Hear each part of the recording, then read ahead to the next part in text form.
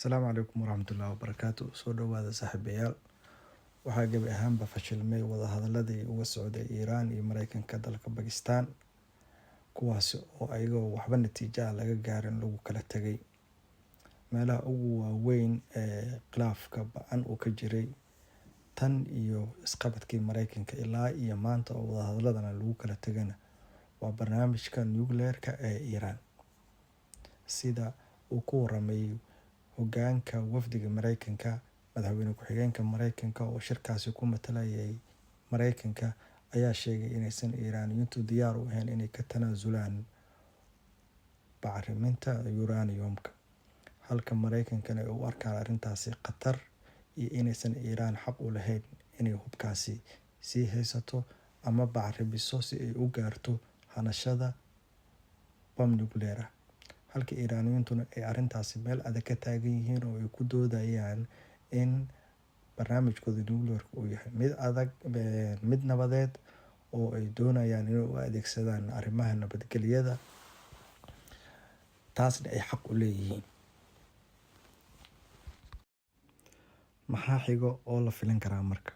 Durbadiiba Mareykanku waxa ay bilaabeen diyaar garow inay ciidamo iyo saanado horle ay ku guraan bariga dhexe, taasi oo loo fasiran karo weeraro iyo duulaan kaleeto horle inuu Mareykanku u diyaar garoobayo. Waxaa la arkayaa diyaaradda shidaalka ama gaaska ku siiso hawada sare diyaaradaha dagaalka oo ka degtay bariga dhexe, gaar ahaana caasimadda Tel Aviv, taasi oo la filayo inay u diyaar garoobayso arrimo la xiriiro howlgal military oo ka dhan ah mar kaleeto iyo Iiraan. Sida muuqato laguma ballamin waqti kaleeto oo wadahadaladu ay socdaan, in kasta oo Bakistaan oo dhexdhexaadiye ahayd ay carabka ku adkeynayso inay suurtagal tahay in mar kaleeto dib la isugu soo noqdo, laakiin sida muuqato niyad jab ayaa lagu kala tegay, dib looma ballamin.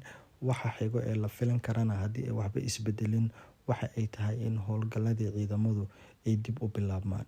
Waxyaabaha kaleeto oo Mareykanku ay xoogga saarayaan waxaa ka mid ah in ay doonayaan inay si qasab ah ku furaan maranbiyoodka Hormuz oo Iiraaniyiintu ay ka dhigteen kaar ay ciyaaraan oo ay u adeegsadaan cadaadiska caalamiga ah, taasi oo sida muuqatana saameysay dhaqaalihii adduunka, waji ka bax ku keentay Mareykanka, sicir barar sababtay oo shidaalkii adduunka inuu qaaliyoobo qayb ka noqda, maadaama wax markaba oo halkaasi mari kara aysan jirin.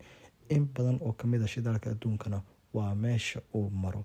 Marka waxay ka dhigatay hub iyo awood ay ku dagaal gasho Iiraaniyiintu, oo inay halkaasi furaan waa diidan yihiin ilaa iyo ay ayaguna ka gaarayaan waxa ay doonayaan, oo gorgortan xoogan ayuu u yahay.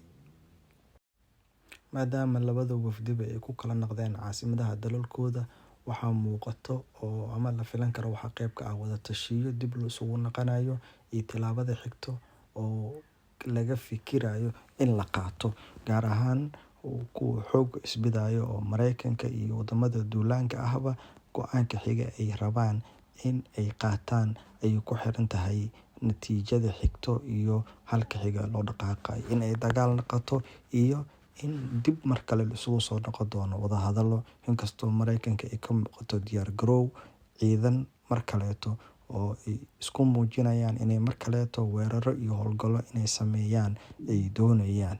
Lama yaqaan inay cadaadis ka tahay oo ay doonayaan inay ku cadaadiyaan Iiraaniyiinta si mar kaleeto ay tanaasul iyo wadahadalada u ogolaadaan, iyo inay ka dhab tahay oo ay go'aansadeen jihad dagaal inay aadaan. La arki doono wixii ku soo kordho, isla joognaa. Asalaamu calaykum. Soo dhawaada.